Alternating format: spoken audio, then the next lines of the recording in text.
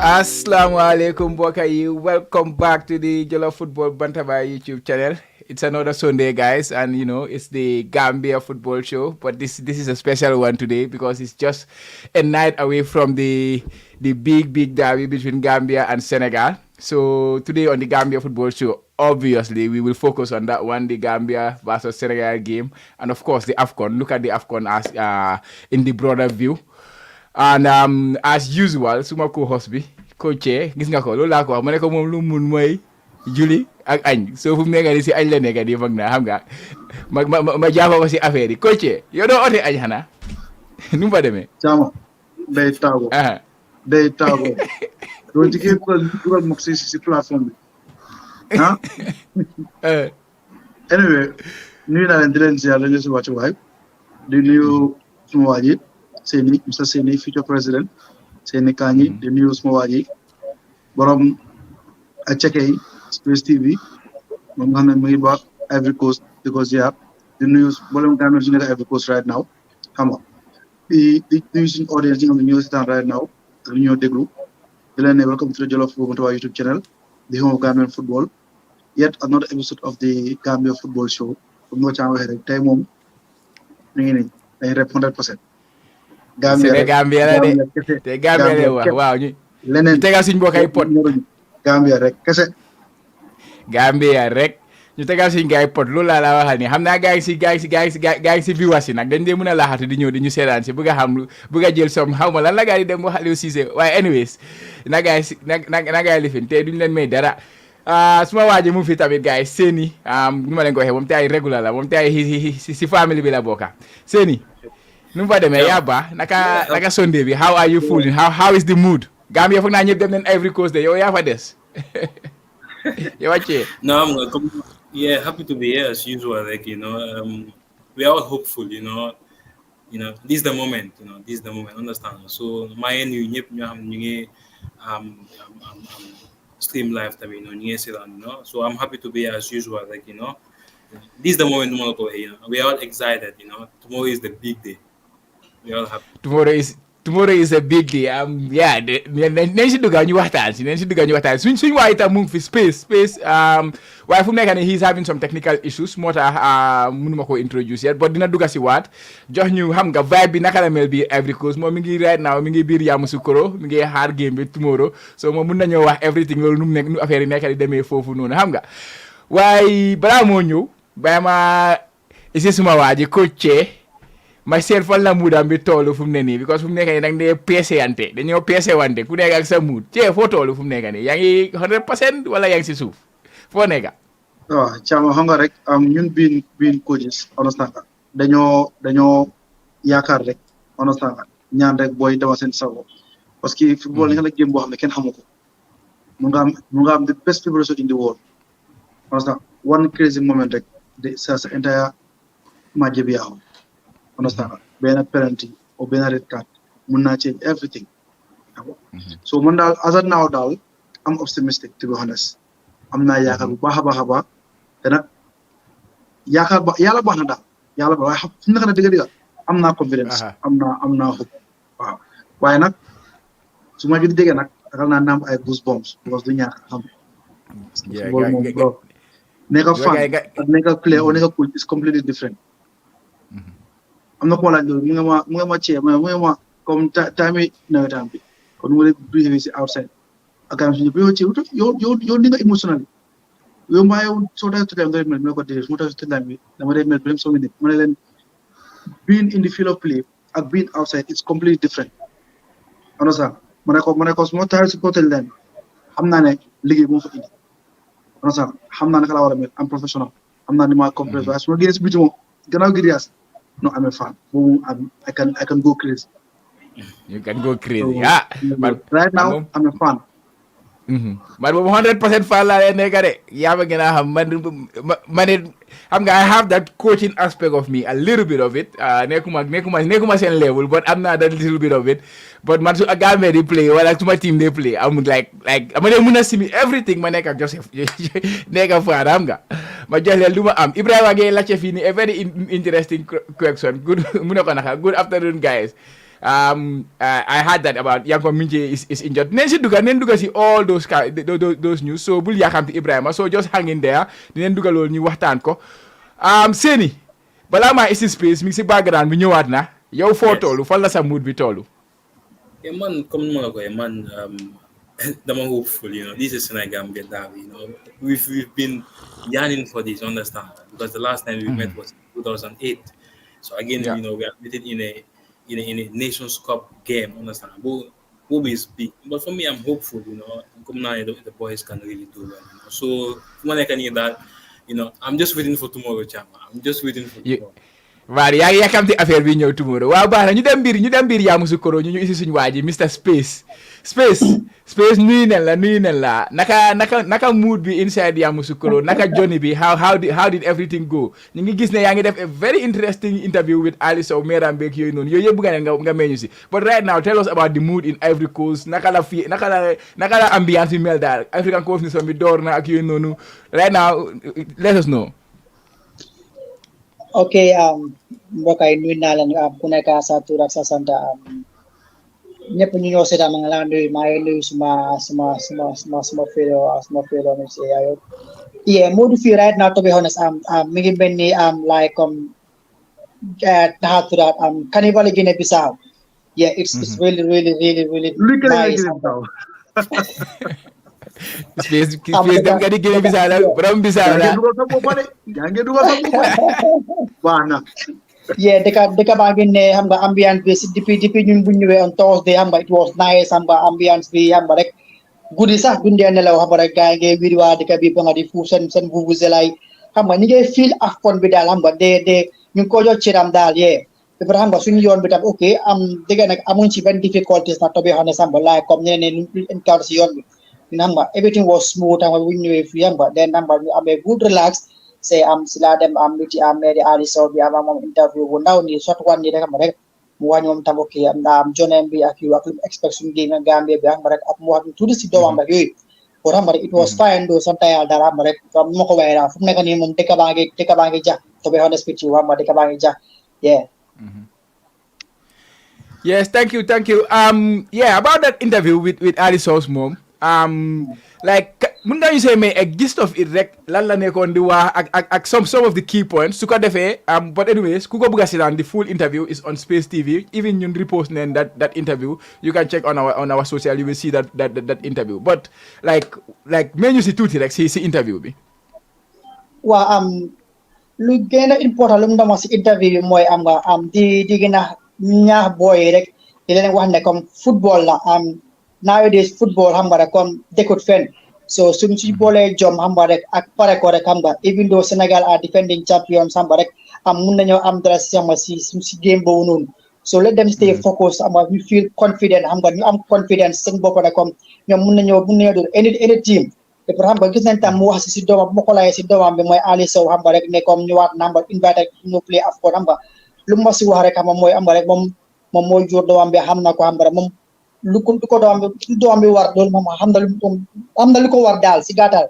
te par xam nga comme mu ngi koo ñaane comme su duggee si biir field bi rek bu mu déglu dara lu mu war a def na ko def xam nga nañ make sure comme mu make Gambian si proud mu make moom tam mu make her proud xam nga mu make Gambian si proud too so mu ngi koo gën a ñaax loolu daal those are xam nga the most important thing xam nga comme lu wax na ko si interview bi xam nga di gën a ñaax booy rek pour ñu gën a puus nag ma football nam neexu daal waaw football neexut wax na dëgg so guys ku bëgg a seetaan interview nu ma leen ko waxee dem leen si jom leen to Space TV YouTube channel Twitter page am bi the interview is there the full interview is there ngeen déglu interview bi with Ali Sow's mom but anyways ñu ñëw si about the game about the preparations understand Che we know we had a very, very tough preparation in terms of as a country going into this African Cup, especially, you know, week B mom is all about Senegal pot, but if a lot of things happen over this course of the week. Travel, boys, see, understand the difficulties they have and all those kind of things. Understand preparation, see, there was a lot of disruption.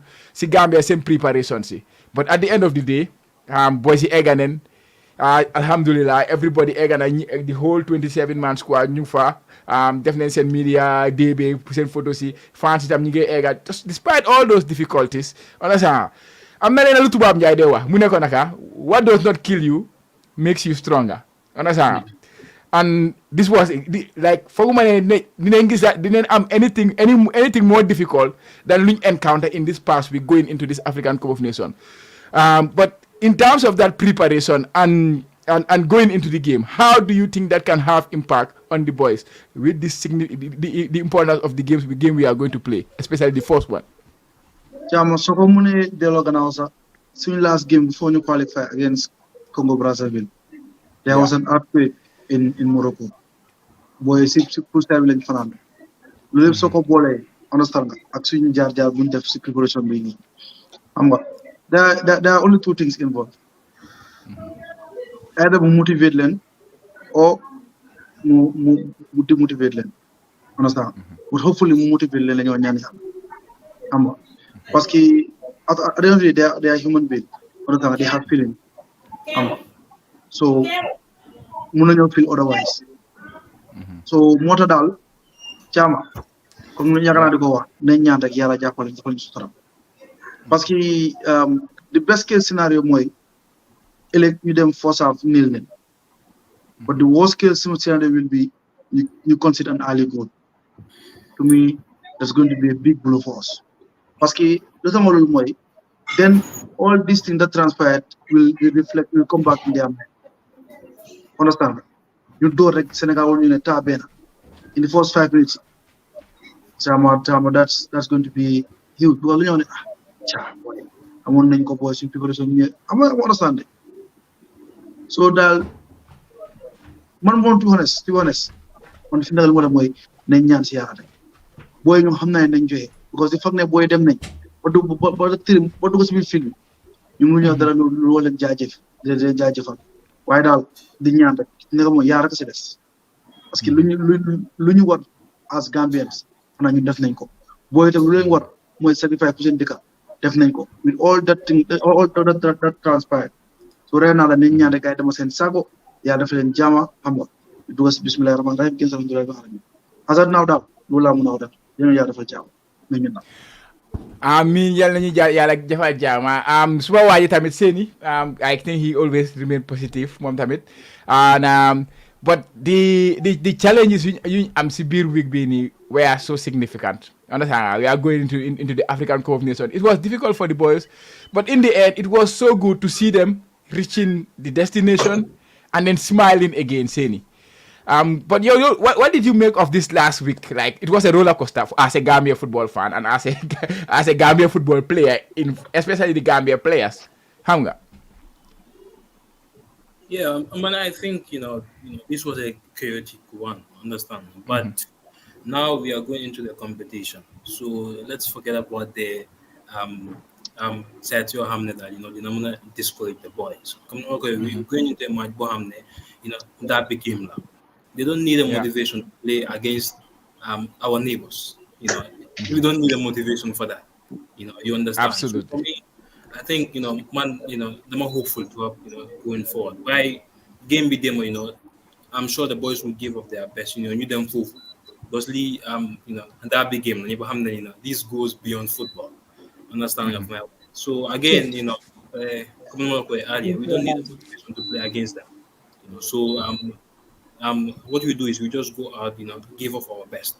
So man, for the playing body, I'm sure they're going to do it.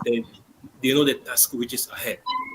So for me, I'm hopeful that Yeah, I hope that. Yeah. Yakar Amna. But let me talk to Space TV, Space again. Space, right now you are in Ivory Coast, and we just see press conference. Coach Tom definitely press conference. Senegal send coach be accent captain be definitely send press conference. We see Omar Kone is then some pictures. Some pictures are making around already.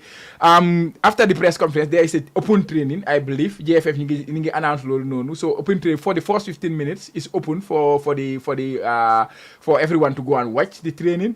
I don't know that was in the morning or is in the afternoon. But let us know about your schedule in terms of getting to see the boys. Now, did you have access to them so far? Okay, Chama. For now, I'm going to access pull muna dem fofu because right now dama fi halona tuti difficulty fi right now, but santa yalla comme samba rek settle nañ ko fi ni.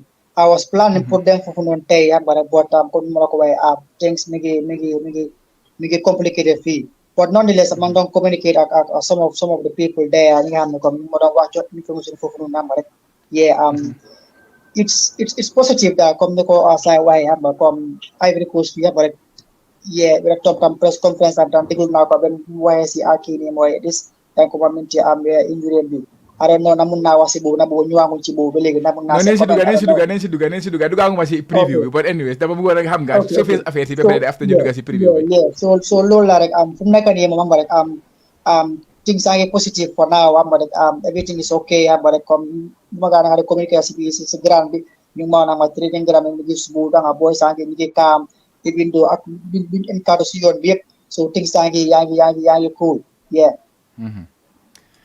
Yes, nice. Coach, bila de, ndey mbila gila. Suñu game du gëna really as far as Gambia is concerned. And to some extent as far as Senegal is concerned. But of course, for Gambia we are talking. This game du gëna really. Suñ ko waxuñ ko Gambian game du gëna really suñ game bi bu ñu am ci Senegal. This is what we have been yearning for. This is what we have been wanting for a very long time. Daje guys ci biir African Cup of Nations bi.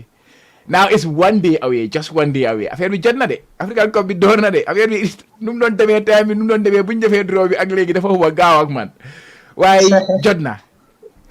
Che. Sa broda, yaa ngi gis ñaari Gambian nga gis ci picture bi. Kenn ki daf ñu naka la ko one patriotic Gambian and another non-patriotic Gambian. Sa waa ji si right bi fële. Waaye anyways, ñu ngi faree gars yi daal Senegal, that's the game this week. That's the game on Monday. Are we ready? Pare nañ. I hope we are. I just hope we are ready. Chama, yana ya defal jàmm. Chama la smel ba bari right now. Dama ñeewantal boy si Chama right now. Comme suma yara ba ngi daw. Xam nga Chama stage bu ñu nekk la. Ba pare tamit comme ni ko waxee rek ak dika bu ñoo dajé. Mag araka ñoo dajé mbaa ay siix ñoo dajé. Parce que yaa ngi teg Nicolas Jackson, yaa ngi teg Souleymane Mar.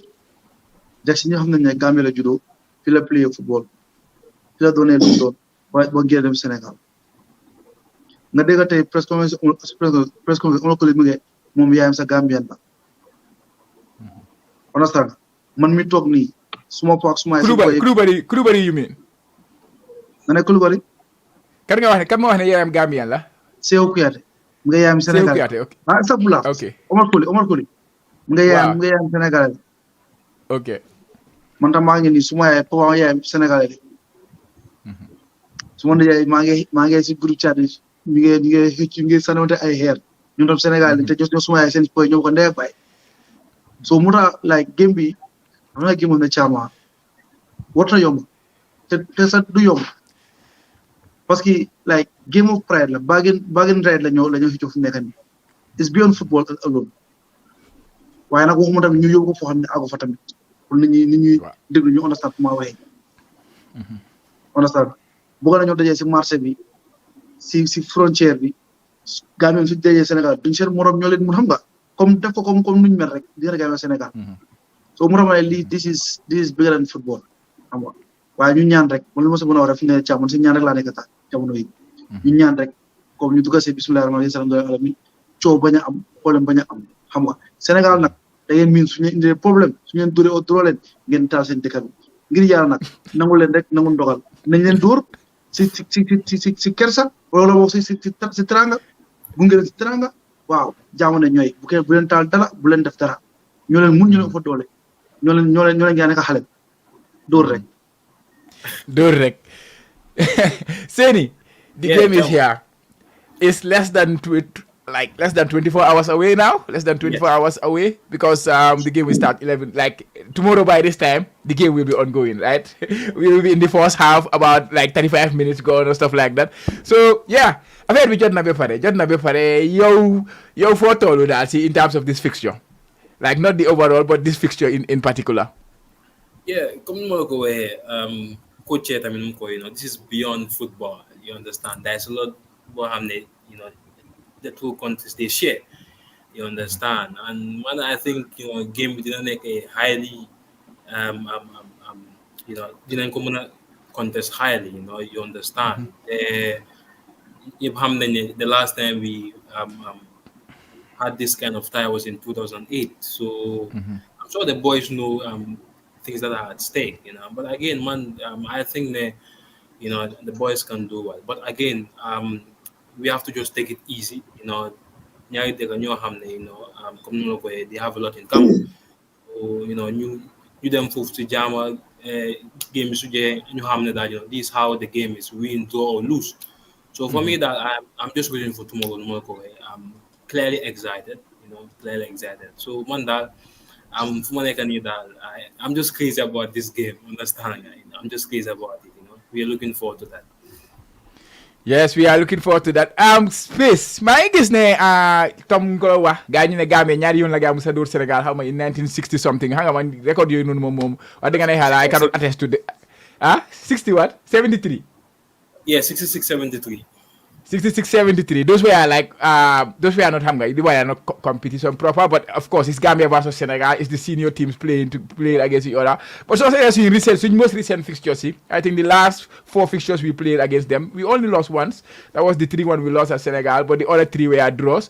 And so especially the most recent one, it was a draw, but it felt like a win for Gambia, because it meant we finished ahead of them in the World Cup qualifiers and the African Cup of Nations qualifiers. And if not for CAF's, same games you guys play on in that particular year, Gambia could have been qualified for the African Cup of Nations, going to the African Cup of Nations. But because of what happened, Gambia could not make it. Best boobu la say bitas. So fu mu nekk nii daal dañ ko gën a taseet. So yow noo gisee game bi ahead of tomorrow. So okay, nuyu naa leen. Waaw man ni ka ñaan rek comme xam nga rek yàlla def jaama daal si si ñaari dëkk yëpp ak si both teams. Okay, man nag fixture bi to be honest awma benn pression nag coming into this game mooy Gambia Senegal. The only fixture bu ma am problème mooy suñu game bi Guinée, but Senegal ak Cameroon naabo suma sax comme duna comme daf ma yëngal. Okay, good. Dëgg la Senegal they're defending champions, they're good. But come okay, some players we want to get squad. Majority of them have been the rivalry between Gambia and Senegal. So we want to right now. You better come. They were fans. You don't see that some previous games here. So have been rivalry between the two countries. Maybe you Tom do there. You have rivalry deep. But players we want to get right now. You have been come Gambia Senegal come in them well. So even though so open the key dollars are what all the come that they different. The swing game be man lola sigis come Senegal do moment play against teams didn't do rivalry. I don't see them doing that to Gambia. Yeah, this moko. To be quite honest with you, Maggie overconfidence again being here, Abraham like I spoke with some of the players I'm see Gambia, they also hopeful the game be Niko guy expect come to the menun. Nyom pare like one has ak bena play lola come game bi daf ko yakamte place because mi ngi nekkoon ndogu ndaw mo si dam Gambia last player Senegal. So right now mu play ak game bi dafa ñoo tek bakadam rek pour joy yep.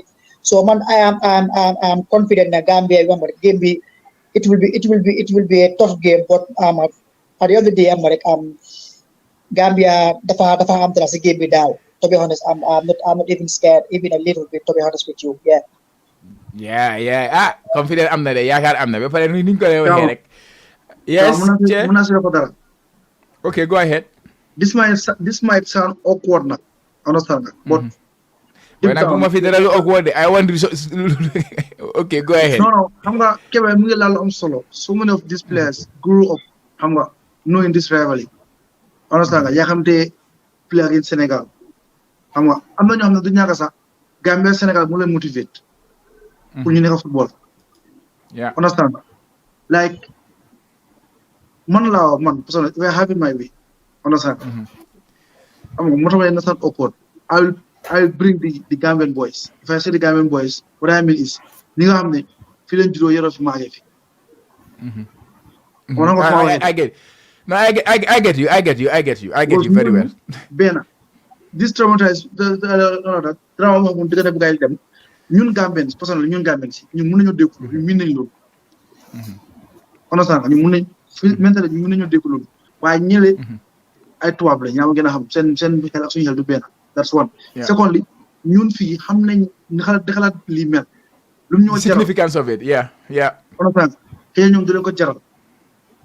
Understand? So I'm not trying to sound a bit biased also, but I'm just. No, absolutely. I absolutely agree with you. To be honest, I absolutely agree. Come on, Luis Felipe Scolari, Brazilian coach, Bimo coach Portugal. Every time we play against Angleterre, players in the new play Boamote. Got to Boamote. I'm more as a coach Fulham. No, one time, if full coming to you must have done Portugal against England play Nyare match, Ben World Cup, Ben Euro. Because one time the friend ni ñoo xam ni ñoo replay ñi week in week out, so ñoom laa indi ñi tamit suñ gars yi ñoom Ali ñoom Buba understand ñoom Toldo ñoom ñoo xam fiction bi ñoo xam lii naka la mel gën a gaaw Sénégal nu mel because ñoom ñoo ko dunda fi loolu laa si mën a yokk rek. No, absolutely. I absolutely agree with you because loo nekk di wax nii tey rek am na ku ma ko doon waxtaan I cannot remember but man ko la wax like comme tubaab yooyu wax ñooñu half caste yeeg yooyu noonu it's difficult for them to understand how much this means to us. Understand? Even though they are Gambians, they will get the idea because they will see the proximity, how close they are, and maybe themselves they will have a relative from Senegal and have a relative from Gambia. Comme ku mel ni Jacob mel ni bu ñu ko gisee balaa moo ñëw si Gambia national team bi waxoon na ne mun na moo represent Senegal, mun na moo represent Guinea Bissau, mun na moo represent Gambia. So hit na from that he can get the idea. But to understand really what this means to people in the Gambia, you have to be in the Gambia to really understand how much we don't want these people to win us, how much we don't want them to get anything. Like we don't bëgguñ dara lu gars yi am suñ kaw man loon déglu tam beneen sénégalais tey understand man loon déglu beneen sénégalais on YouTube, on Twitter or stuff like that. What he was saying is Senegal and Gambia they have different objectives in this competition. Like these two might sound awkward, come knock here, it might sound awkward, but it's the reality. Understand? Gambia, many people, so they may like what they want in this competition, they know you win Senegal. Objective. That is the objective of Gambia. Senegal, so like is to say they want to win, defend their trophy. So those are the two different things that we have between you and guy. That is the reality. Understand? So if we can bring them to that idea of like that rivalry, we have to bring them to that. Like we have to create it. Understand? Even though they know they are proximity wise, they are our rivals. But mi ngi wax Sénégal ko lu mu la wax gay mo neka suñu topé Gambia suñu gay buga dafa nekk ñom seen win dafa nekk wini Gambia. And that is what we are doing. More than social media, I'm so happy how Gambians are pushing everything, going up against Senegalese, the different guy, everything. It's very important you create that. And it's important that when they send coach or send assistant coach, captain me get one game be more like it's like do or die for them or blah blah blah. They have created that rivalry within their camp, which I am very happy with. And I think Gambia winning that initial battle. So I don't know, I'm trying to be too positive about being a Gambian, but I feel that is a battle the Gambia winning because Indian guy, that is not their objective. Their main objective is to win the trophy and they have to plan. Sometimes when you win trophy, sir, you have to start slowly and then you build your form. You don't want to play your best football in the first game. You want to play your best football at the end of the competition for you win a trophy. Because Senegal defee last time ñu fa nga wax ne Sénégal suñu demee si competition then they start slow. But suñu forcé gars pour ñu war a start fast this time loolu noonu dafa wàññi gars. So Gambia win that initial battle. I don't know if I'm making sense or not, but that is my own xam nga nu ma refine lu ma analyse situation bi daal. Do you guys have anything to say on that? Seni, Che? Yeah, okay, Space, go ahead. I'll let it pass. Yeah, may lu ma doon wax rek xam nga rek dafa nekk game boo xam ne Sénégal woote kii sax am tudd Koulibaly si biir waxam sax mun na wax loolu ne comme ñoom seen xel bi lu fa nekk mooy right now pour ñëw defend title bi so moo laa wax ne ko ñoom tam game bi mooy first game so gars yi duñ ko ñëw pour mu yox Gambia rek so day pour over important si gars yi ba pare ñu ma rek comme xam nañ tam Sénégal ñoom ñu bëri xam nañ ne comme player Gambia war na laa win ko sax xapp noonu la comme ñoo foofu winul na sax draw rek gaa def ñaawute seen biir dëkka so suñu leen waree win boobu dafa nekk beneen affaire defending champions Gambia comme ñu gaa dee wana ñoom ñu moo rek dañu dee xeeb so ñu war leen a win loolu comme duñ ko mën a understand dafa si chaos in Sénégal so loolu right now ñoom ñu gën a am pression dan ñun soo ko bàyyee gaa ñu gën a am pression yeah Pressure is on them. But anyways, ñu jaala boobu noonu ma just bring this one up tomorrow. The Jollof Football Bantaba. We will be with the game all the way. We will have a pre-game build-up starting around 12 o'clock. So 2 hours before game we start, and pre-game build-up, and we expect to have some very interesting guests coming on that. So guys, please keep watching our space, and then you will know the guests we have. We will make the post today on who will be coming on this one. We just need a couple of confirmation before we put that out there. And then coming on the first games here, we will have a first half watch along, halftime be. Then we will have somebody who you analyze and you halftime be nakala game be them. Second half you and watch along, and then to game be here we will have the space where everybody is open to come and join, and then share their ideas. So no longer plan daal so guys yéen a ñu mën a help ñëw leen si programming and watch and yeah hopefully you never know yeah just keep be on our space so that you can understand what we will have transpired on that day tomorrow. Next thing bu ma bëgg a waxtaan mooy about yes Chama bala nga dem nga gisee suñu gars yi ñu ngi commandé ñu ci programme bi ñu wane gars seen comment sama Yeah. I'm doing that going ahead. Like, yeah. You can. Mun ga handle comments. But you try to avoid some of them because some of them they mun mainly spam. So dama le buga avoid guy. Understand? So you are dinga ham. But anyways. Yeah. Good Gambia. Ibrahim Ajaj, good afternoon, guys. Okay, good. Then I get the news. About me.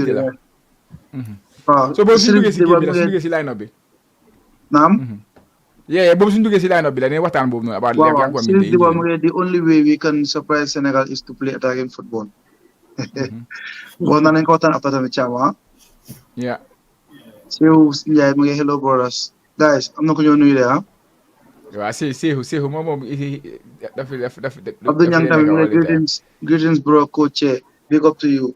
Your service is the best, bro. Abdul Jerejef, bro, thank you so much. Appreciate you for being here every time.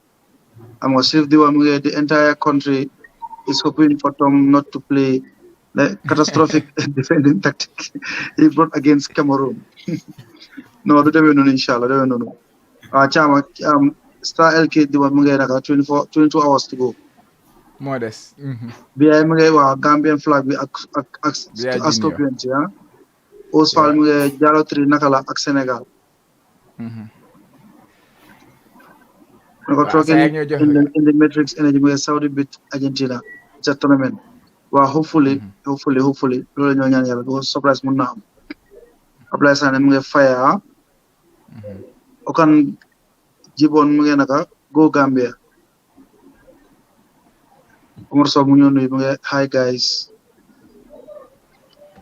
Khalid BJN mu ngi absolutely chair. Suma waaji. Modou Cham. Ndam mu ñëw Senegambia flag bi. Dawda Def Ndiaye mu ngi what am I seeing now? Tom said Minte could miss the game against Senegal. waaw baax na ñu dugg si life nii léegi ñu daa bëgg a dem through everything. waaw ñaar ka des So, sax okay, ñaar ka go des ahead. saa be careful Senegal will play just like professional players. They don't have pressure la gonna be la because they know it's win if they play well or lose. Simply, right? Gambia is like Senegal 2022. 2002, they are hungry. Yeah. Came while good luck Gambia too. Wow, all right. Well, thank you guys. Keep the comments coming, and then guys, suñu nekkee si show bi neen bu dee read and to guy ak yooyu noonu ñu fin ko. Thank you for your comments. But next, you move on to the game. Like in terms of the players. First of all, let's talk about the press conference. Press conference bi mi ngi just passé nii xam naa ne laal nañ si tuuti.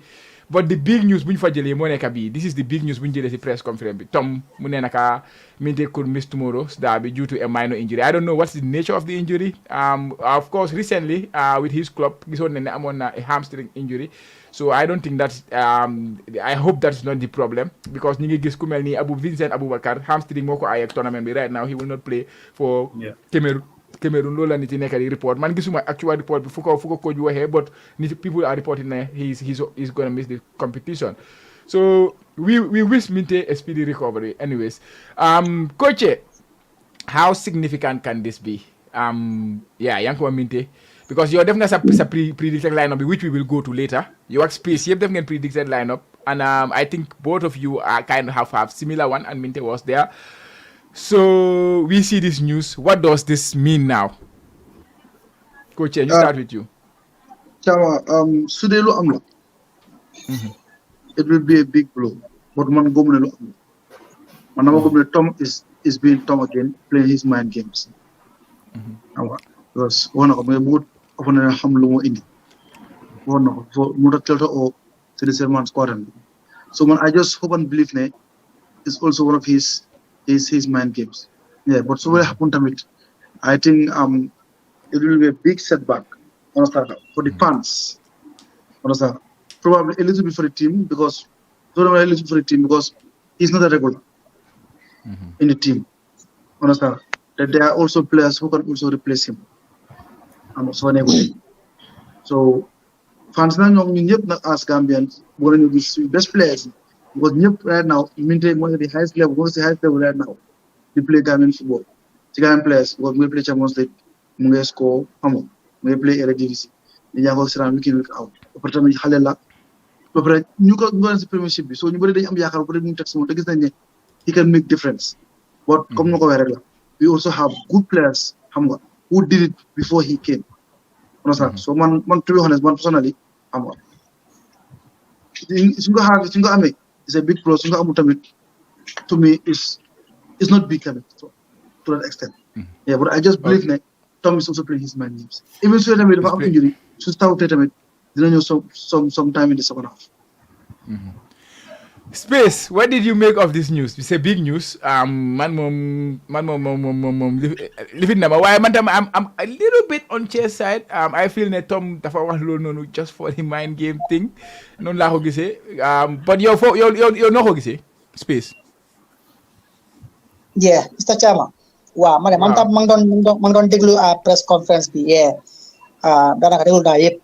Be mo waxe ne comme ça mo dafa am nano injury so maybe du play game bo you comme man tam moko ci rek smile straight ci lolo def because ko xam Tom rek nga yaga deglu Tom nga xam ko rek tablet yow da nga wara xam ne comme ki xol la mo ñe because so baye ci interview bi journalist bo mu ko la tek question rek daf ko bëgg suuli pour xam Tom lan la mo assé wala Tom lan la naka di préparation game be Sénégal because Sénégal right now xam nañ ni with jamono nekkuto da jamano right now kan lañu mëna jiyé ko xamné comme nañ ko mëna menti contain rek ñu mëna win Gambia wala ñu mëna comme aya Gambia comme li ñu wara mëna def moy Minte because gis nañ ko recently comme lu nakay def dafa am force dafa dribble dafa la jël ba am force so mu jigi ñu wax that man game it could be mën na ne dafa gaaj way pour ne comme dafa miss game bo man gisuma ko nak to be honest so mën na jigi use Minte comme dafa gaaj ba am nok pour Sénégalais ok jigi pour concentrer keneen du seet comme seen game plan ci keneen kuñ koo base ak soo noonu ku doo mën a handle pour suñ seen game bi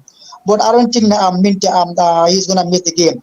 If that happens, tamit, it's going to be a big blow, like Chair said, to be honest. Because right now, to be form with him, I'm very much sure come didn't harm Senegal, especially on counters.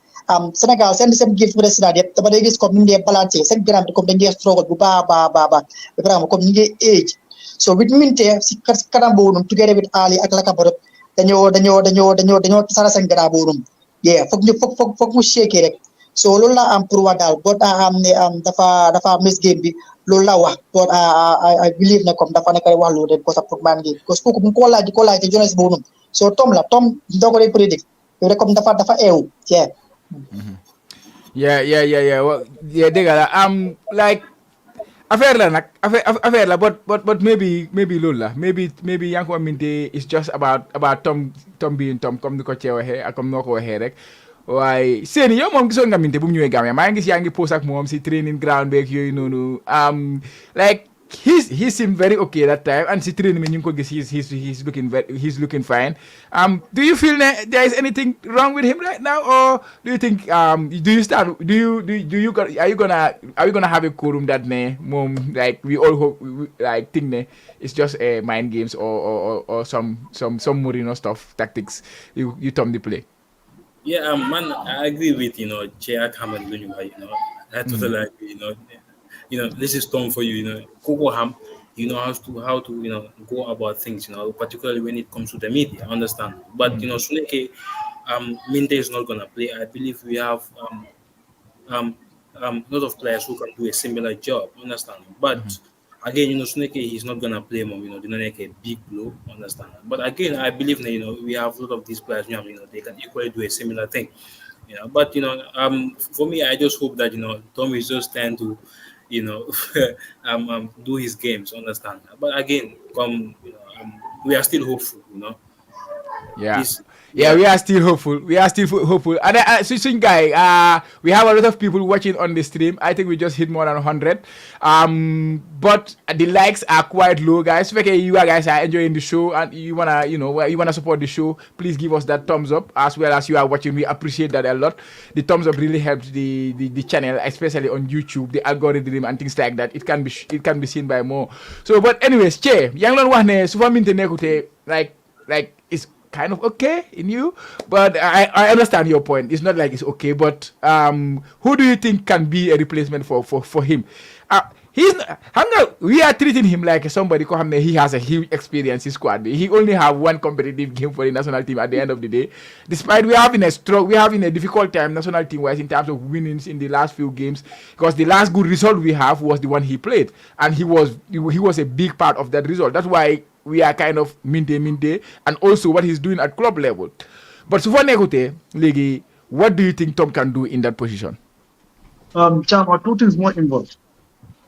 Bena moy that Tom tactically dafa prefer to play a left-sided midfielder or flank player on the right.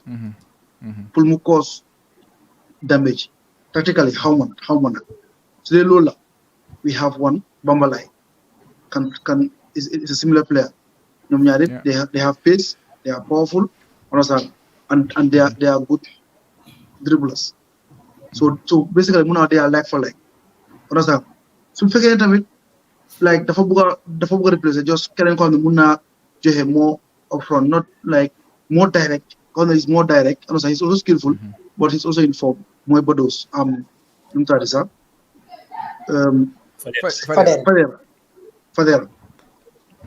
Fadera can also play there.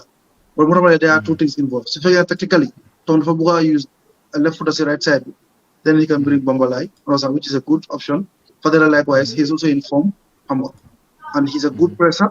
Like this kind of games, like they need in a game. Well, he's very energetic. He can run with the ball. He can press. He can win balls because his statistics shows how good he is in defending up front. So I guess that's because in the first start on. So I believe if Minde is out, then to my own preferred pick selection, I'll bring in Alu Fadera. Aliou Fadera waaw wax na boobu nen dugga si nu ma leen ko waxee nen dugga si predicted line boo def like I say space gisoon naa mu post boo xam and it's almost carbon copy the same it's almost the same so si waxtaan dina war a mun a neex foofu noonu yéen ñaar you are similar but training bi daam soo seetlee tam suñ training bi boys yi they are looking really fired up pretty training pictures yi are looking nice nga xawal ñoom Yankuba Minteh fële ne la wax nga ñu gars yi and everything was nice even suñ balaa ñoo dem sa halftime yi ndax li ma lu tax gars yi duggee wuñ because halftime yi will be very beautiful yeah after you guys so you white yooyu gars defal leen ko noonu xam nga ku leen ko ñëwal waaye nice na boobu moom jox naa ko xaw ma kan la ko decide bi naka NCC bi naka la coordinating committee bi xaw ma ñoom ñoo decide boobu waaye boobu rafet na halftime yi rafet na ñooñu dama leen tongo ñu ngi Sawala moo ko ñëw Sawala Kuchu no Sawalo Star Kuchu moom jàmbaar la waaw dafa am du musa yomba it's very beautiful waaye ñu dugga si predicted line-up bi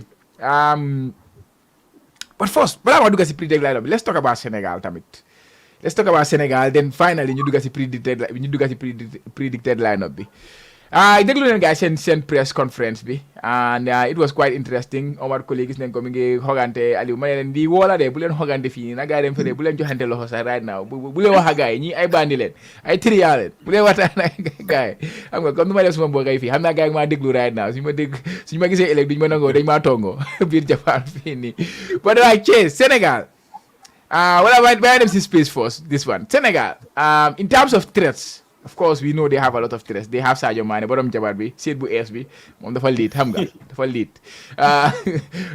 mu fa he's a big threat but right now so say in terms of I think he has he's not at his peak now like he's dropping but he's still one of the best players in Africa xam nga seet si kanam bi ñoom Michael Jackson a ngi foofu noonu Nicolas Jackson noonu laa ko dee ooyee Michael Jackson ak nga am ñoom Ismaila Sarr xam nga ñoo ñëw leen si Premier League bi léegi now they are playing Iraq ak yooyu noonu but overall yow noo gisee Sénégal seen team bi space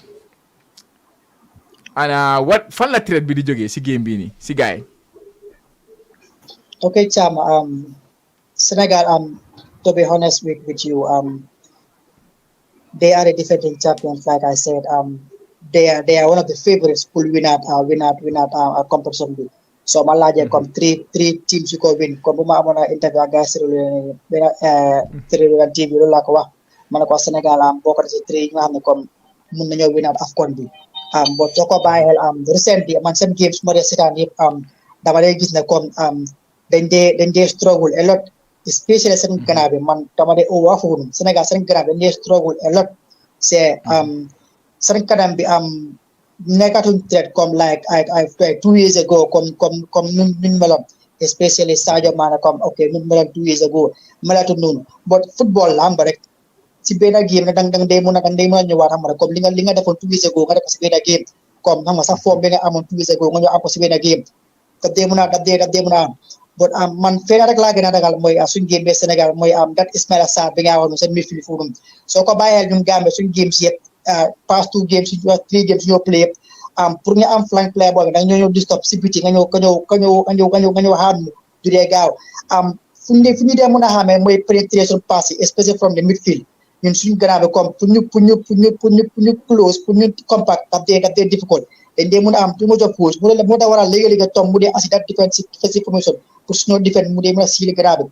because that Ismaila Sarr comme moom rek mu pena passam mu daf dee mën a minus ay 2 or 3 people so Ismaila Sarr laa gën a dégg ma Ismaila Sarr kii nii that player nekk Tottenham kii Matar Sarr I don't know Matar Sarr thank you very much Ismaila Sarr kooku Matar Sarr boobu day wane kooku laa gën a ragal dan even Sadio Mane right now sax because comme like I said Sénégal ñoo ñu gën a am pressure right now gars ñoo ñu gën a am pressure dañ ñun mu doon booyee comme dañoo ñëw rek play suñu football téye ko comme mu góor na comme ne game waruñ ko win but Sénégal is a must win game for them comme ne ñun dañu war a we as African champion dañu war a génn win Gambia tawa suñ position wane la ñun we are here to defend our title comme ni ko Koulibaly wee game bi lañ jëlal everything dañu bëgg a ñëw back to back AFCON bi te ñoom bii mooy seen final year pour play AFCON so dañ bëgg a bàyyi out nekkal li yéen pour débat bi comme trophée bi daal so game bi daal si gàttal daal fu moo mun a média suñu kaw daal mooy Sénégal seen digg fil bi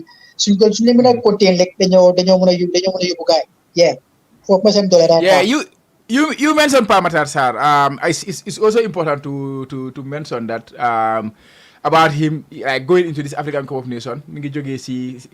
I don't know his state na play the game or not because final game we play Tottenham he only played the first half. But first half the mu score same game after mu gaañu after ñu ko gis mi ngi génn di joy. So I don't know what was the nature of that injury. Was it a muscle injury or what? But still we saw him in the Senegal team. And then nga seet seen digga bi tamit another important player Gana Gueye moom tam mi ngi struggle with injury moom tam the last game mu play in England dafa injury la ko jëlee mu ñëw si African Cup of Nations bi. So even more he has been out for a longer time. But of course they have options in midfield. They have Sekou Kouyaté Lamine Camara who is tipped to be one of the best young players in Africa. Who is the reigning young best player in Africa. So he's also a threat in that middle. Understand? But if you saw it like Senegal same team yi dafa clash between older generation and the younger generation.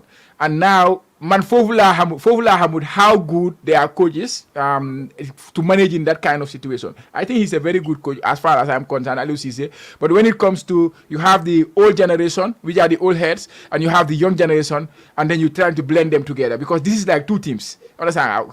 Half of the team is like from the under 23s, under 22, under 21s, or under 20s. Ñu will come wax ni Lamine Camara, and then the half of the other team is from the older generation. Ñoo xamante ne right now mooy ka ñoom Sadio Mané ak ñoom Kalidou Koulibaly comme lay wax rek.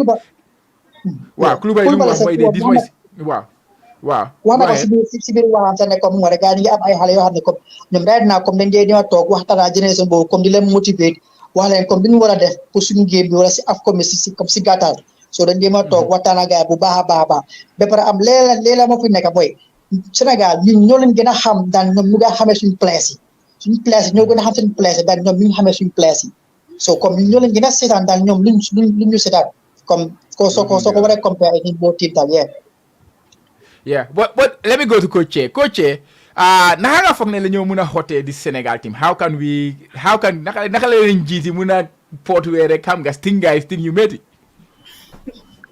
waaw Thiama Senegal moom ku leen xam ñaareel xam nañ seen football is very bad. Understand? ñoom they are not technical. Understand? ñun fii ñu ngi skillful. But in football in terms it's called technique. Understand? Mooy jaxas baxas. The only technical player bu guy understand ñaar comme nga kiiwee rek Kébé mooy this guy Moussati non ñaata la sax Sadio Mané la Iliman Ndiaye ak Pape Matar Sarr understand ñii ñoo technical because ñoom ñoo mun curugu understand but play against Senegal to me comme prepare against Senegal to me it's not difficult because ñoom they attack from the wide understand they put in crosses. That's how they normally play. So if you can close the wide areas, understand, especially ball areas, nga close go down, take for numbers, understand, force them to come through the middle where you for body, understand. As time goes on, they will feel intimidated, understand, to force their way to win you by force. It's normal because to them they have everything to lose. So the pressure will now come in LUC. LUC someone might reinforce it. Pour ñu forcer gars yi so now da nga gis ne gaps na doote am foofu Moussa Baro Ali Sow ak Yankob Mendy di amee advantage o Bambalay o kii nii Badous nu mu tari sax Aliou Fadera xam nga so basically daal lu xot leen daay loolu but tamit we have to surprise them anyway man su doon man la the way I approach the game mooy like I'll go with the 15 minutes yi understand dañoo dem seen kaw man personnel su doon la dañoo dem seen kaw okay but whenever we lose the ball we just form a low block understand make sure ne ñu close ball area bi we should not press high let's just form a mid block la low block mid block ñu xaar leen close ball area bi whenever we have the ball we try to penetrate them force them understand mun nañu am ay corners sax ci doorin bi xam nga loolu can bring us in the game then simply 15 minutes gis ne amuñ dara we can sit back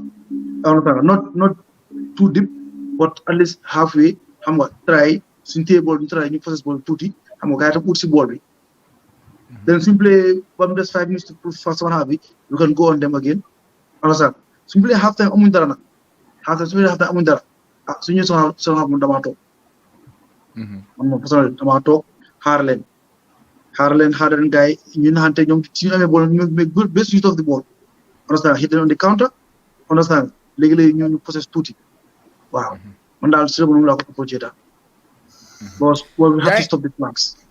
yaa ngi gis si screen bi naka la Hamang Jobaate mu ne Aliou Cissé mu ne Pape Matar is 50-50 so comme lu may wax rek la Pape Matar could be a very crucial player for them because lu mu nekk di play Tottenham player bi seet na player bi rafet na man maa ngi enjoy player mu play biir Angleterre to be honest but su ko gaa ñàkkee problème la moom ak Gana Gueye si last African Cup of Nations bi xam naa ku mu nekk dafa wax ne Sadio Mane was the player but Gana Gueye he was so crucial for them in that African Cup of Nations naka la like I was so surprised the way he played in that midfield like fooguma woon ne moom he's that type of midfielder understand moom moo doon def si everything moo ko doon create man dafa woon ne he's more of a six but si African Cup of Nations wala wone boppam ne he can do both sides of the coin. Why from Chama. Kii nii Gana Gueye Sénégal du musa play holding role. Midfielder.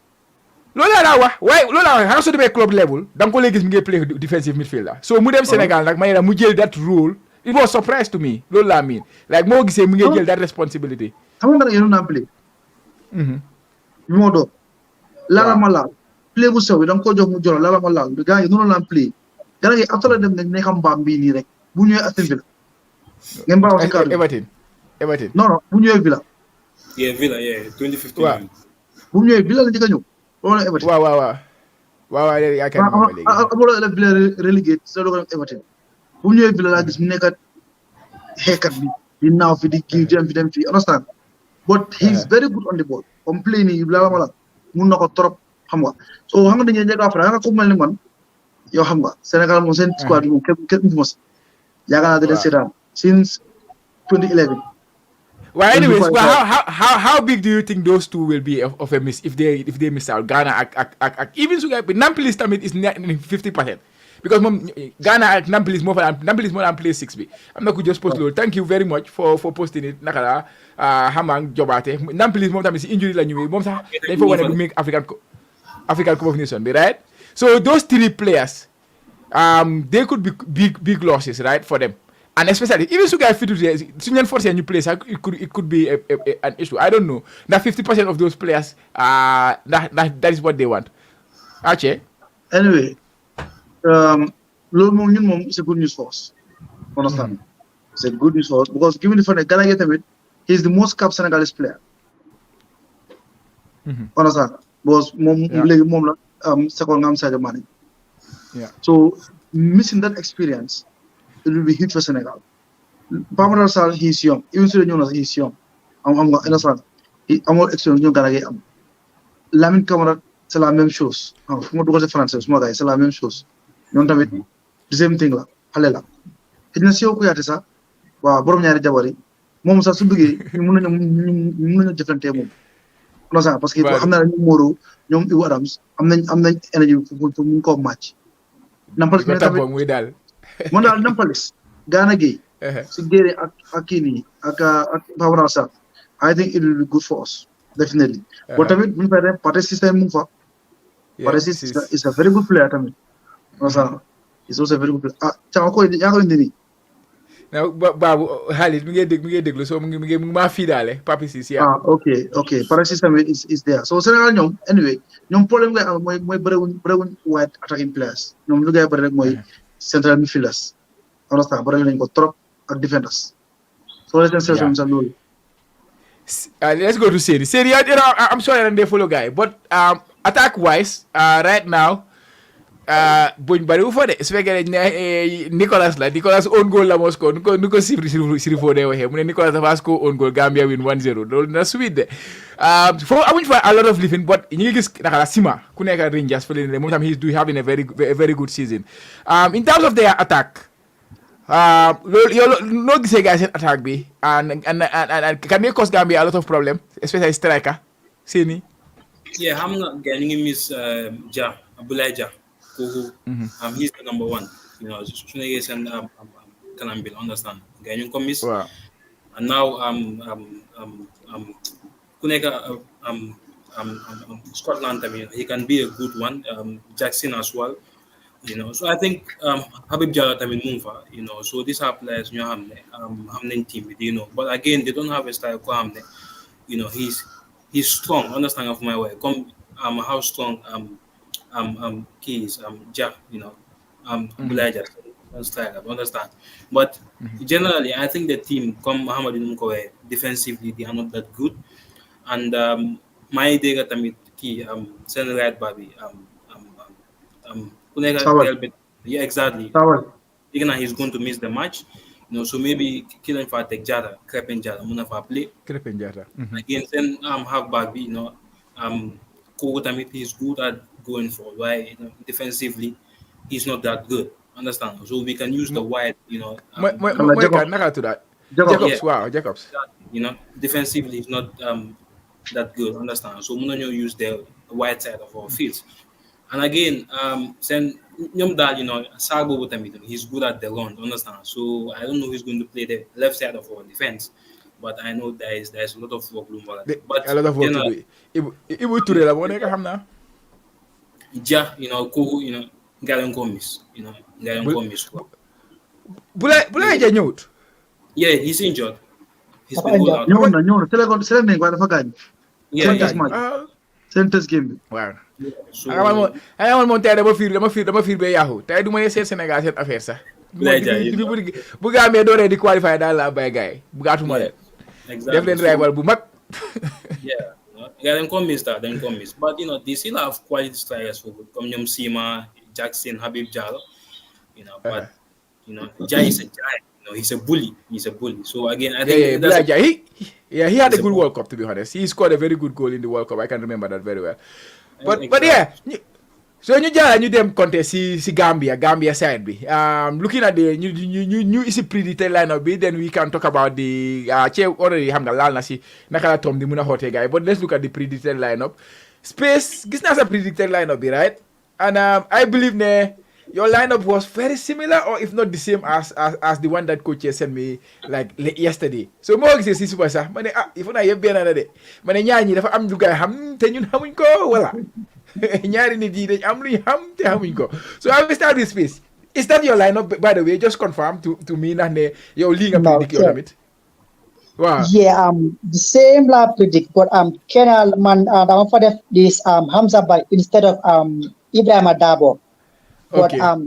buma ko poste, so I have confirmation from someone very close ka xam number rek mom danaka ko min ci system bi. He told me that instead of Hamza ki mo fa nek this Dabo. So which means chelum technique 99% de li may tegu. Because soko by hell soon past 2 days training yep, even so ne ko din wax la ko ne wax ci sax da ngay gis na comme li 11 bi lañ ñaka di piga mom pour game bi Boy Sénégal yaa ngi déglu de. Aliou Cissé ngi da déglu ko de. gis ko gis through si pictures yi but it's normal da ko gis through si pictures yi ne comme ni these are the players nga xam ne comme maybe okay 99% ne comme ni ñoy door even though su la ko nit waxu sax da nga add one nga xam so basically xam naa ne dafa ni bi da attaque promotion so lu check technique am bare comme most likely loolu boobu mooy ñëw unless Tom ñëw ak Tomam man nag unless Tom mu ñëw ak Tomam because moom tam keneen la yeah but I'm hopeful ne comme da du play a defensive formation loolu yeah I'm hopeful ne comme du play loolu noonu so which is good su tegee lii di ba at least comme dinañ mun a keep tennis bi dinañ mun a xam nga run because ñi ñëpp comme am nañ énergie bi rek ay ndaw lañ so nañ mun a contain Sénégal seen midfield bi am Ibi Dabo seeni yëpp Mané ak ay Ibu Adam moom na def xeeb bi so ñaari despite comme 6 lañ dee play but dañ attaque Mané players they even though they are midfield 6 players dañ dee mun a possess dañ dee mun a pass so at least loolu na leen dimbale si game bi bu baax pour feed Ali ak Mintie wala Baro te am very much so nag kanam buñ teg nii Mintie Ali Baro nii bro any defense buñ songa ñu pare pour play da ngaa dem you are going. Dangadem. Coach, can you talk us through this predicted lineup and your thought on it? This is not necessarily what you want to see, but this is what you predict Tom to bring.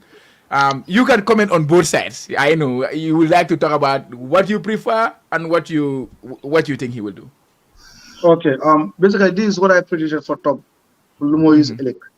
Understand? Yeah, definitely. I will take another approach, another route. But Mandika was saying, Chairman, man, tamit, I'm a coach. As coaches, we have our way out, understand, on things, or in things rather. What, like, maybe my, come was kept away. Look at their pictures, understand. You what I say? That's the Come beep spend theory. four Loolu days. la beep theory. Loolu la beep Exactly. theory. Beep theory. Exactly. Yeah. First day, we send out three. My boy, keep watching. Uh-huh. Ngana ma lobby. My timu neutral bipsi. Mais ko second day training su ñu la indi waat understand dina la ko wax te first day bi Ibu Arabs nekk fa woon ak kii nii ak Babacar Gueye understand so I was waiting for those two kuy ñëw waaye ma wax na ne most likely Ibu Arabs moo faa ñëw because of Solmar is not fit Jaguar is not fit understand te xam naa ne fa play xam sax so I pray that Ibu Touré la moo indi so second day bi ma gisa Ibu Touré gisa Babacar Gueye understand so basically this is a good squad to be honest it's a good team Kebe dina ñëw yow fena playing attacking players doesn't necessarily mean that he's going to attack he has a plan understand what this gives you more so team tech it gives you more option going forward it gives you different dynamics going forward if that makes sense like comme example tey so jëlee like 7 defenders comme ni ko defee ñoo Cameroon so amee ball sax the ball do go over and because they don't have the identity to the ball forward but with this kind of players he can sit deep understand because Moro mooy Alassane Mané ngeen bala ma nag man dama min seen nicknames Alassane Mané ak Ibrahima Dabo they are very good ball players understand so ñoom they can progress the ball easily Ibu Arabs moom ñu xam ne he's a destroyer so understand so moo tax may la like it doesn't necessarily mean dafa attack but bu gën make best use of the balls yu moo am moo tax mu bàyyi ñaari ci midfield bi understand then right three bi nii nekk up front pour hit on the counter basically la caaman loolu moo tax wax sa tool la ragal loolu tamit defaat mooy dafa boo keep ball bi understand as much as possible space su amee Sénégal seen defense line bi ñu defa ball bi ñu hit on the counter understand so man suma prévision bi lii laa gis te approach bi laa yaakaar loolu tam di approach man nag man la I'll come with a back five or back three, whatever. I'll come with a 3-5-2 formation because often Senegal, last games they played back three. Even last game they played 3-4-3 against Namibia. Understand? Yeah. Temanta with like giving that respect to Senegal, I want us to have numbers everywhere in the field of play around the ball. Defensively, you put numbers in midfield, you have numbers going forward, you numbers. Then with 3-5-2, it will give you a proper balance. Then you have defensively, you have backup everywhere on the sides and in the middle. Understand? So like I would have put in like Omar Koli, James Gomez, Akili. No, asafal not James Timber. Omar Koli Timber, mooy bu Sané ak Janko Sedi. Or Noah Kini. Noah Sonko.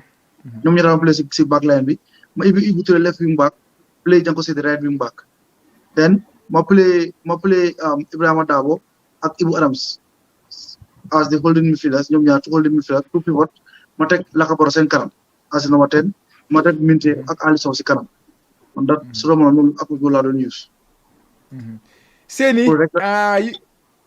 okay go ahead so gisee ma teg Laka number 10 bi because Laka is good at attacking space understand te playing number 10 si back five daf lay jox more room pour nga attack on the space because of always two attacking players yi dañ dee put ñii nii how to call it the two central defenders dañ dee put engage always te Laka will be free to move left or right or even in the center so always space bu am rek Laka mën na faa dugg and he's very good at making those runs so loolu moo tax xam nga après on the white side xam nga like tey su Janko génnee press Sadio Mané for example di nga gis ne kii nii this guy how to call it Noah Sonko kan cover na ko cover si gannaaw likewise Ibu Touré tam su génnee si Ismaïla Sarr Omar Colley tam mun naa cover then team bi balance Timba ñëw kii ñëw waaye Timba tamit mooy Timba is our best defender when it comes to ball defending the ball defended blocks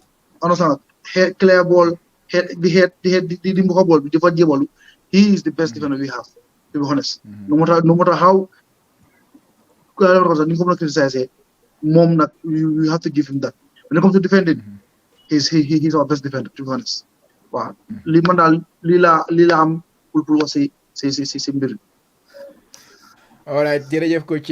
Ñu dem si Seni, you see this lineup. So tell me Seni tomorrow. How optimistic will you feel going into the game?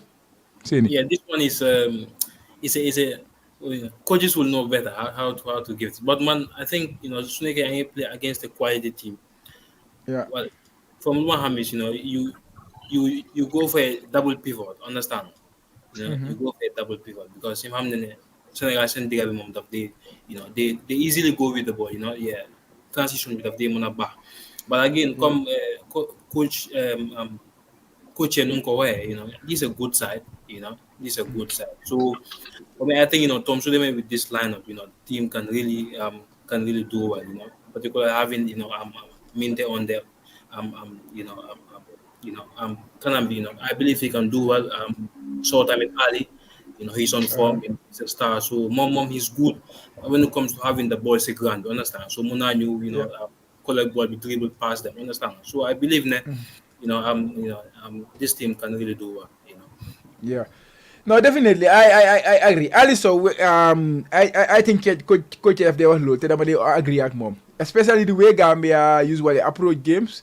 You need a striker. Your striker is most of the times isolated up top. Is most of the times isolated. What I mean is it's mostly with their strikers. ñoom ñaar nekk foofu noonu rek. So mom daf they if they nekk moom kenn ak strikers yi ñu wër ko. So if you are playing in that kind of approach where you need your striker to be isolated, I think Alisson moo gën a am the qualities to deal with that in the sense that he's very good when it comes to hold up play physically. Can do ko bully si game xam nga and he's a threat behind so ko put the ball in the box of their score understand. So he has all these three qualities. Comme so say the other options you top am fofu nonu Musa Barrow, he is not the most physical player to play position bobu nonu maybe fofu do national position am the some of will play sometimes. So hole ku melni Assane Cissé, I think the biggest criticism bu ñu jox Assane moo nekk his hold up play is bad. Sometimes comme suñ ko joxee ball nii pour mu kon mu téye ball bi ici others into play daf dee nekk problème si moom. And then so xoolee keneen ku mel ni Badamosi, he's physically good. Understand? He can hold up the play, but sometimes the other aspect of the game and when it comes to being a threat in the game nekkul fa si moom tamit. Even though striker la, we all seen a one goal la score Gambia and stuff like that. Ba pare at club level tam nekkul di score goals yu bari. So Alisson rek a nekk that player ko xam ne he tick all these three boxes yoo xam ne danga ko soxla if your striker is being isolated. So man su Alisson player will be very very very very happy. Yes, Seni. Kotu Malade, my Musa score a goal in the Senegal, Yeah. Okay, ball we see DB. He went dribble past the defenders. So that indicate see DB, he can cause a lot of things too. So I think this kind of game can need, keep the ball. Absolutely. Yes. I'm not a kebe mun gëna xam Ali. Waye man tamit Ali mo mek day do ma ngi tok. Man tam yaaka sa DP. Understand? The advantage bu Ali am sako ñi moy bena Ali was a flank player. Understand? Ñaar he is physically imposing. Ñetta he is very fast. And ñentel bi he is skillful and technical. And Juromel bi moy he is clinical. He can score all type of goals. Header, outside shot, tap in, everything. So how advantage moving forward the maneuver defense line bi mom mun nako. Understand? So I think the entire Gambia in general, understand, now 98% of Gambians prefer Ali to start and hopefully dina start hopefully ñu ko ñaan start tam mu deliver te dina deliver so gis nga sa waay bi ngi sol nii ba si Alisson right space du Ankara Gucci nga sol nii right do Gucci waaw sa waay waaw Ankara la sol nii puta lo am sa boy li ñoo wax si affaire am ba is it right are we doing justice to him? Wow, suñu boy Gambia bi. Right, no, sa boy la boy loolu boy sa waay la boy. Bo do ko daw de. Che lu waye mama mo yep dara kam ci mom because I'm like to be quite honest with you but he's ready to be honest comme ñoo bi daf ko over content bu baax comme dafa yakamti pour ñoo dugg ci biir pitch bi sax pour wala lu am comme niko yaayam waxe dem baax parce que waxtaan nañ man ta waxtaan na sé mom am rek comme ne mom fu nekk gisul dara pour ñëw rek pour duga perform up to his level Ibrahim for Gambia up 3 points because mung tam wax na ko si Instagram nang ko moom lu gën a important sax mooy ma Gambia win moom tam dafa yaakaar ne pour ñëw joxe lu mun xam nga rek so I'm hopeful ne comme xam nga loolu dina deliver am ak ñeneen ñu fa nekk because xam nga rek du moom kenn am suñu kanam bi de very good Moussa Bara kon su paree digal last AFCON bu mu play fële ne si last Cameroon su ñëwee with that form again dañoo am lu bari was last AFCON to be honest moom Moussa was fantastic minti tam club form su fa ñëwaat moom tam dañoo am lu bari so basically daal we have a very good front piece fekkee tom loolu la moo teg daal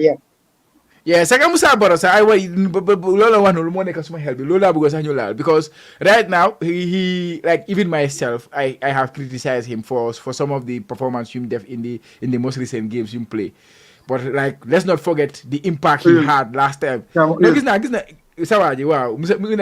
I wish Musa knows how important this game is and tied his waist to carry the team. Definitely. I agree with you, Khalid. Suma Waji, Babu. I completely agree with you. Because let's not forget the impact that he had last time when we go to the African Cup of Nations. We can remember he was excluded in the team of the tournament. Che. You can remember very well. After we adjusted in team of the tournament, he was the only player who had many team of the tournament coach because last AFCON after we have defense team of the tournament adjusted. He had an exceptional tournament. 2 goals, 2 assists, and then 2 team that was sent by. 2 man of the match awards. Exactly. So yes, recently he has not been really doing his best he has not been in his best form for the national team, and even people were calling for him to be benched. But he's the talisman, and he needs to realize that. Come to Babu Natakan Digambi realize that he's the talisman of this team, and like a lot, like we expect a lot from him. But I'm hoping he will come back to his best during this competition and make people will be talking about him like we were talking about him after that African Cup of Nations coach. No, Chama, man, sometime ba waxoon naa loolu ne Moussa dafa war ne pour up game am bi understand parce que moom dafa dem ba am nga ni am na yenn stade yore set pour sa bopp ok soo ko rombut waruloo fa wàcca xam nga te Moussa am nga benn mooy Gambie dañu yaakaar si moom understand parce que like li mu wone la in Serie A understand nekk one of the young best players in that league wone boppam ñëw ñu jox ko suñu number 10 bi number 10 is huge, is big for Gambian football because soo leen ñu ko daan sol suñu si gannaaw ñu kee rek mu doy na nim jatu si rek doy na understand so moom fu xalaate ñooñu all those players ñi jaar si Gambia te ñoo ko daxoon football amuñ this opportunity understand pour represent Gambia in the highest level understand moom mu am ko lu rek war na ko motiver mu xool ñaar ñu leen kanam ko Moussa ñu koy ñu defal lu baax ak ñu koy ñaan ñu koy tagal dafa bari understand ñu war naa xool si ñooñu war la xool si toog xoolal boppam mais you know what hey last AFCON dama ñëw score ñaari goal am ñaari assist this AFCON nag dama say yokk cere doori ñee bu nekk dama say yokk benn he needs to motivate himself without even can motivate ko understand so man tamit comme mu ko kiwee rek ànd naa moom often his performance is very very bad poor ba pare tamit wante tamit dama ko war a yokk si moom na nekk more of a team player than individual player because what neexut nag but often he's been very selfish unnecessary kicks lay def foo xam ne ëpp nu ñam fu mu pass understand ngeen bala ma nag wat lu am lay wax moom ko xam ne dama mën waxati digal lu ma gis ne mooy digal loolu lay wax xam nga na try mu sigi mu waaji ki bu bari understand léegi-léegi du neesee nga dem su final tat bi nga aga fa di yaxa bool unnecessary di kick boo xam ne all na leen sax da ngaa try chance doo ko score xam nga waaye nga yaa nga am better options xam nga loolu moo tax man ma like jamono ñaare fu mu amee shot rek xam nga dafa dangerous because xam na fu mu dee taxaw si suñu kick mu tax jamono vrai mu am shot boo xam ne gara interview so Moussa time dafa dugal pass su jegee si box bi so Moussa loolu laa ñaan tamit soo jegee ñee rek please final time rek lu fay teammate il faut nga xalaat pour kick jërëjëf. Yeah, but yaa ngi wax important names, right? yaa ngi wax important names like Jato Cissé, yaa ngi wax important like ñu ne ko ni sol number 10 bi biiri keneen la dem si yàlla biiri yàlla suuf seera si ko am these are like legends of the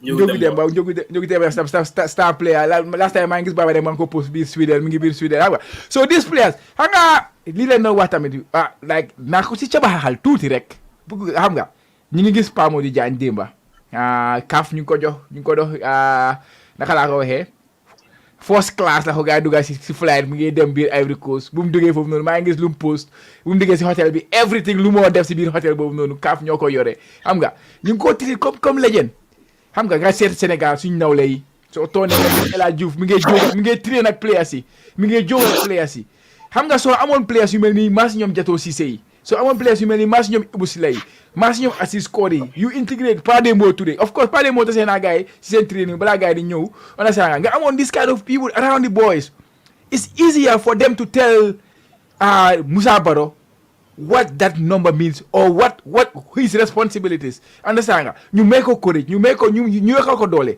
understand but unfortunately hopefully Nda will be there and Nda will try to help in that way because xam naa ne Nda Gambia la moo jiital dem na foofu as CAF ambassador but at the end of the day lu ko gënal foofu rek mooy naka la team bi di going out best I'm sure he will go to the camp and talk to the boys and use that opportunity so lii tam something lu ñu war di gestu la as a country ñu yokkal suñ players yi or suñu legends yi di leen a integrate together su ko defee ñu yokkal suñ players yi because affaire bi football loolu la da ngaa nekk di every aspect don't like the small wins are the most important wins the small little things you're the arts of football bi it's never enough maa ngi fàttaliku nga bëgguma fee dugg affaire yi Liverpool but maa ngi fàttaliku bu suma coach club essayé fii nii throwing coach everybody was complaining kii la mooy essayé throwing coach yi xanaa throwing just dem sànni ball bi la rek but every little thing daf dee count ci football so like léegi nga gis ay psychologists ay like ñoo xamante ne amuñ benn like interest in football ñu ngi leen a dugal ci game bi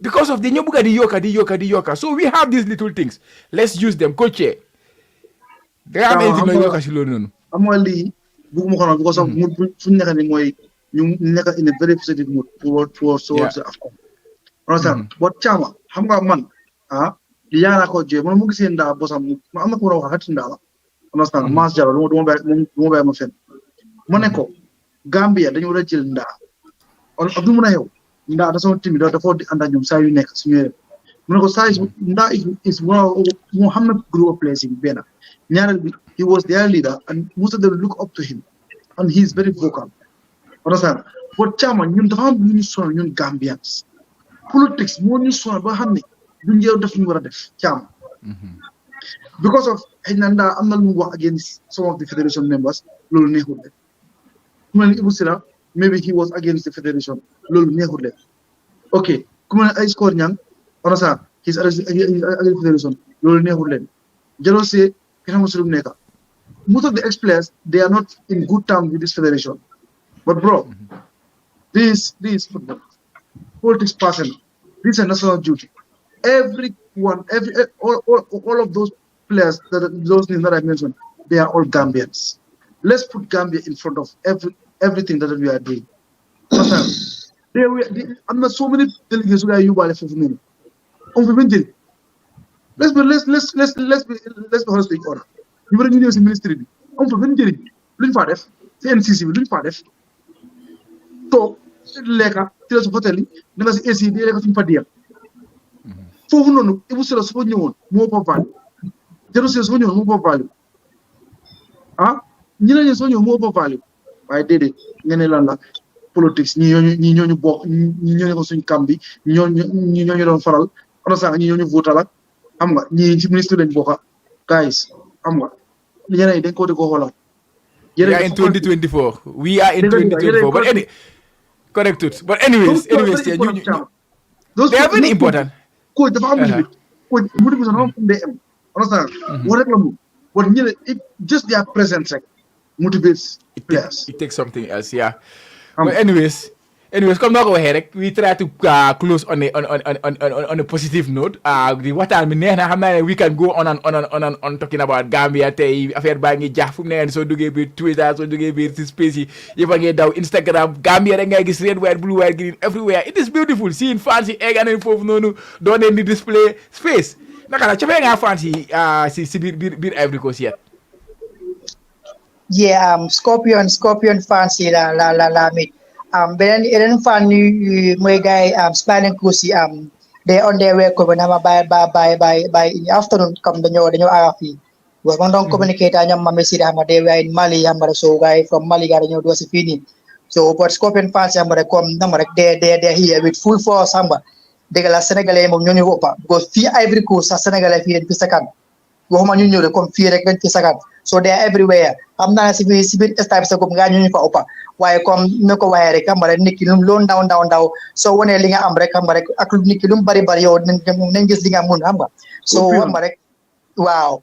Gang fi de boy tam ñu fi mi ngi jax bu baax man right now comme numa waye ni sa Ivory Coast suuf fi sama apartment ci suuf mi ngi over jax ci suuf so mi ngi over ne yeah AFCON it's nice to be honest especially so ko host am ba environment ba ngi ne am rek depuis barke di ma ngi dugg ci street bi ci dëkk bi ak yoy di ko enjoy so there here boy dal nañ ma dañ def yëpp rek win Senegal dëkk bi gëna neexat am inshallah waaw mané njidi waaw wacce regarding fancy maa ngi dégg benn disturbing news nag kebe amoon na yëg ngeen ko foofu noonu ne suñ 3 boss dañ ko intercept in Mali si border nanguñ gaay romba understand suñ 3 boss fancy te xaw na dañoo moom si la fu leen bokk ono bo maa xool situation bi ba léegi gis moo dara situation bi so xaw ma nag dafa leen ne man sax I posted it ma ko gisee but after ma communicate ak Mama Sira she told me na okay no ñoom amuñ benn difficulté foofu no am nga maybe tam nang dafa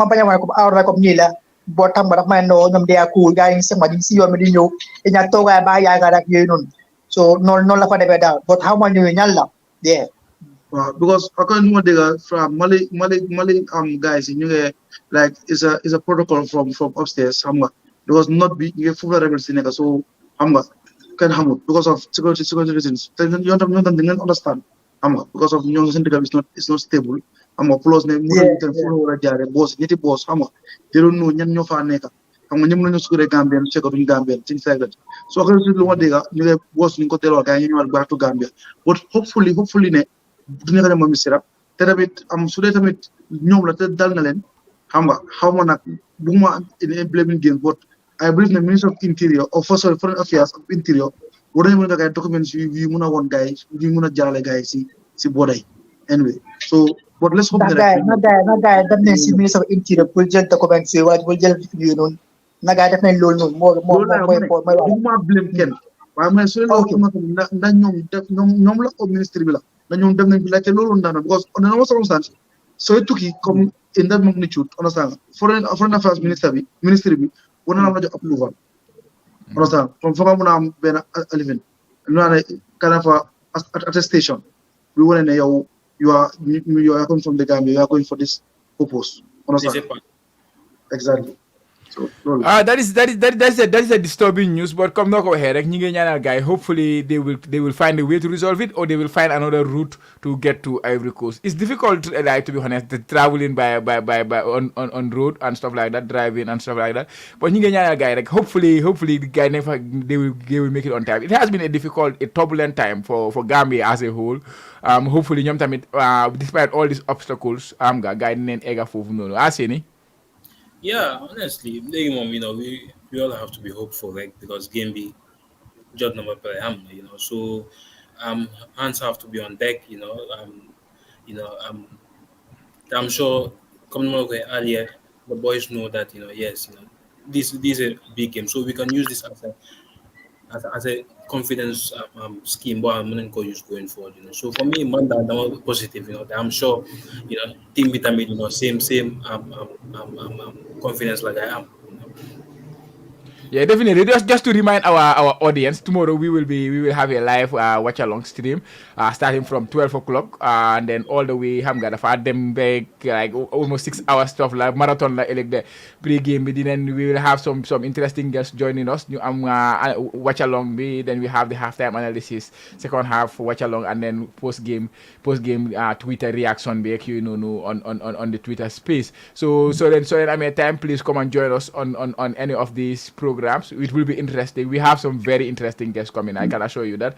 So just like join us inshallah. Suma waje ngi ne Mr. Al the man we are also on Twitter. Degulo guy ngi Twitter. Yeah, Twitter will be there on the space tomorrow inshallah.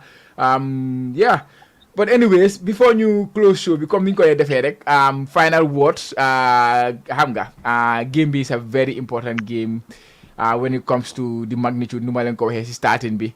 But at the end of the day, sports, it is just football at the end of the day. So the most important thing, xam nga, mooy safety at the end of the day. But I will start with Seni, then Madam to Space, then Che mu joxe final words, then you close show bi. Anyway, Seni, any final words? Yeah, usual. I'm happy to be here. Discussion with the interesting for him. So game be like we are all excited.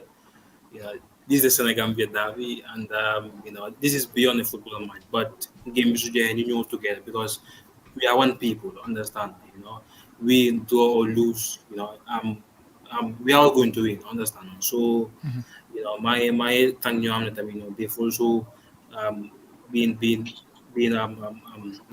new watch. So quite happy to be as usual. Like can't wait for tomorrow. That it's a pleasure. You can't wait for tomorrow. I can't wait either. Space. Any final words? Let me say plan bi tay nak biir Ivory Coast. Foy duga si ni dem foy dem xam nga. Whole day bi. Mr. Chama, wow, kontaan like am bette comme all the time man xam rek comme sa platform yi comme débat all the time comme ñu ko am artist pool xam public bi di xam comme latest development si Gambian football wala xam nga comme national team bi di ñaan rek xam nga game ñu door ko ak jama jaal ko jama Gambia win Senegal xam nga soobee yàlla ñu am xam nga am victory bu ne célébrer ko yooyu but maa ngi ñaanal both teams xam nga yàlla may leen wér may leen tawfiq seen place yu gaañu xam nga rek ñu nekk dañ gaañ yëpp yàlla may leen wér ak tawfiq xam nga ba gaay mën a play game bi tey moom suma plan right now from here dama dem seen camp bi foofu was ma ticket yi foofu la nekk si camp bi foofu dem collègue sama ticket yi foofu noonu and from there like I said dëkk baa ngi humba so su xoolee si suuf di nga gis ne comme Ivory Coast yëpp a ngi génn xam nga di comme su rafet too so gaa ñi ngi jubale ba léegi na réglé réglé sa bopp no boy baa ñu enjoy moment bi bro di once in a lifetime la day am so baa ñu enjoy moment rek xam nga wala la wax nag réglé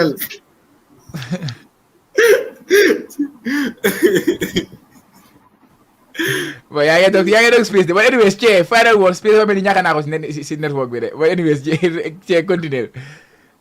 Camba man suma bu njëkk ba suma mujjee mooy di ñaan di ñëw saako ñëpp ñaan gis ne ñaan yaa ngi dal bu ko Sénégal seen président yaa ngi gaañu rek so njir yi ngay ñëw xam nga comme ko rek borom xëre bi nañ def li ñu war a def xam nga borom jalañ borom tuur yi nañ tuur def li ñu war a def borom cruise tamit téye seen cruise di wàccee ñun nga xam ne ñun julli lañ ak ñaan ñun tam ñu julli di ñaan xam nga ñaanal réew bi jàmm ñaanal Sénégal yi jàmm xam nga because ñu ñoom yëpp benn lañ xam nga français bi anglais la comme ni ko waxee rek am na ñu jege rek ñoo xam ne Sénégal lañ so di ñaanal gars yi di ñaanal ñëpp jàmm xam nga ñu dugg si bismillah rahmaan rahim ngeen sax bi alamin yàlla na ñu ndam parce que lu mu ko defee rek la ñu ngi nekk xaleel ñoo daxa football ñoo ëpp doole soo ñëwee win waaw di ñaanal ñëpp jàmm seeni xam nga di la ñaanal yow tamit di ñaanal Kébé fi mu nekk noonu moom tamit xam nga contrôle sa bopp nag xam nga xam fi nga am xam foo war a def loo war a def xam nga demal style nga jëli nga dala nga nelaw ëllëg nag dañ sama sa voice bi bu la ñëw buli nga ngeen create noise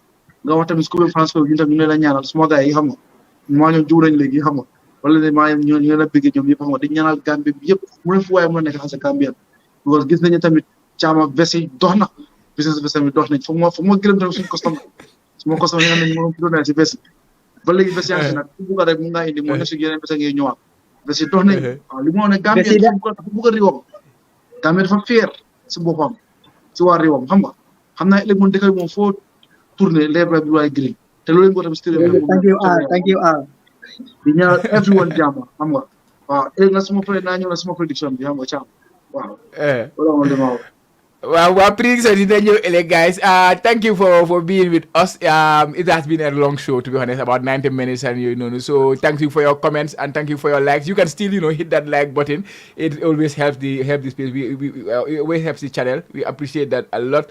But anyways, Che, I'll Jazzy, but I'm give away on the Jazzy, please, for our Twitter space. Come on, Che, we'll give away Jazzy. They want to give away. You don't want any business with them, like give away them. Wow, war naa joxe benn. non Rico wala sama fële waaye ama sama propre fi ñu am Rico foofu. Gis nga kii moo tax ñu ko dee oyee Jola bu xees dafa mel ni Pël la ak Joola la laal xam nga yaa ma gën a xam Pël yi naka la gaay mel sa waa ji waaye loolu si yoon la des loolu si yoon la des war naa ko si la mu ne ko soo bëggee joxe bi Thiam mooy approuve waa OD si Thiam la des. non man approuve naa ñaata bés la ñu joxe.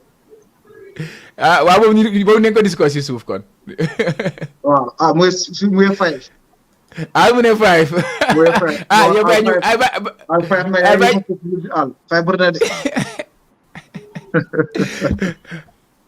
Well, anyways, guys, jërë ngeen jëf Space, thank you for your time. Seeni as usual yow moom si family bi nga yéen ñaar yëpp si family bi ngeen bokka ak suma waaji suma partner and co-host Coach Che jërë ngeen jëf for your time bi ëllëg prediction si dina ñëw inshallah waaye xam naa ne daal Gambia dafa win man loolu laa xam daal xaw ma 10 la ñoo score wala 1 la ñoo score wala 2 la waaye win moom dafa ñëw. Suma guy, be beneen yoon we will be back tomorrow inshallah, so yeah, watch the space. Goodbye guys.